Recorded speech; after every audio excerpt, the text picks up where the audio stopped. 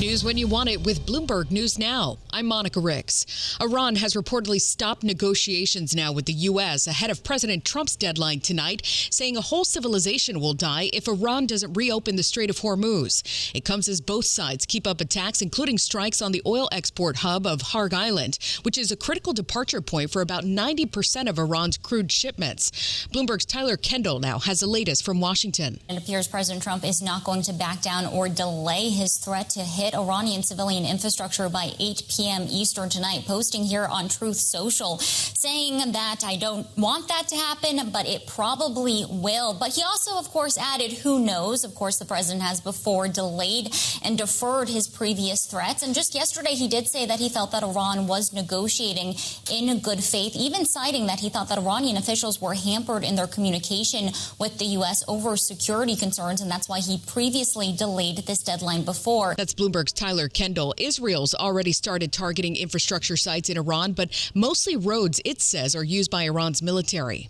Meantime, Vice President J.D. Vance is in Hungary today, meeting with Prime Minister Viktor Orban, and says he's hopeful for a good resolution. They've got to know we've got tools in our toolkit that we so far haven't decided to use. The President of the United States can decide to use them, and he will decide to use them if the Iranians don't change their course of conduct. The UN Security Council is also set to vote soon on a resolution that the UAE asked for, calling for the Strait of Hormuz to be reopened.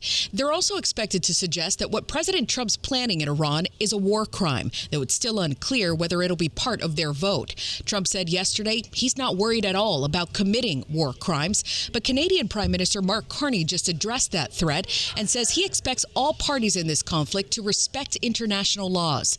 Hardline Republican Senator Ron Johnson of Wisconsin also said today that he hopes and prays Trump's statements are bluster. We check the markets for you all day long here at Bloomberg, and right now the Dow is down 0.8%. The Nasdaq is down 1.2%, and the S&P is down 0.9%. The 10-year Treasury yields at 4.3%. The 2-year yields at 3.8%. Oil also spiked on news that Iran's cut off talks ahead of Trump's deadline, with Brent crude now trading at $110 a barrel. West Texas Intermediate is closer to $116.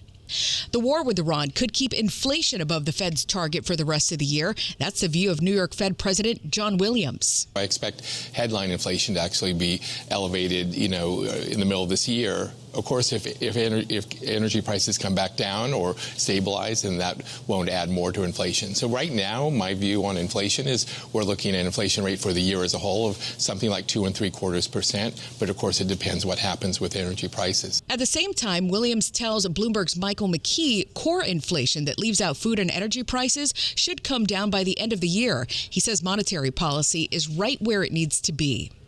Word of a new AI tech partnership has shares of Broadcom on the move today. Here's Bloomberg's Dan Curtis. Broadcom announced a long-term agreement with Google to develop and supply something called tensor processing units. These are chips that were originally used for search but have found renewed demand from AI users. This deal has it so Broadcom will take Google's specifications and create fully formed designs that can then be sent for manufacturing. And both companies will work with Anthropic, the AI company behind Claude, which is considered one of the best AI models right now, and that will eventually give the AI company access to 3.5 gigawatts of computing power. That's Bloomberg's Dan Curtis reporting. Shares of Google's parent company Alphabet are up slightly today, about 0.3%. Shares of Intel also up 2.3% right now on news that it's joining Elon Musk's Terafab project, which is a long-shot chip manufacturing effort for Tesla, SpaceX, and xAI. Shares of Universal Music Group soared 11% today, the most in more than 3 years, thanks to Bill Ackman's Pershing Square bid to buy the label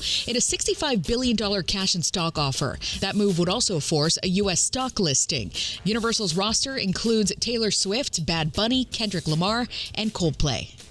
The Wireless Festival in London's been canceled now after backlash to Ye, formerly known as Kanye West, was named the event's headliner this summer, and sponsors started dropping out.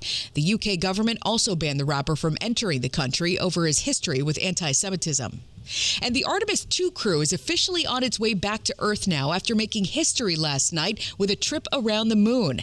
NASA plans to brief the astronauts later today, with their 10-day mission set to conclude on Friday when Artemis makes re-entry before splashdown in the Pacific.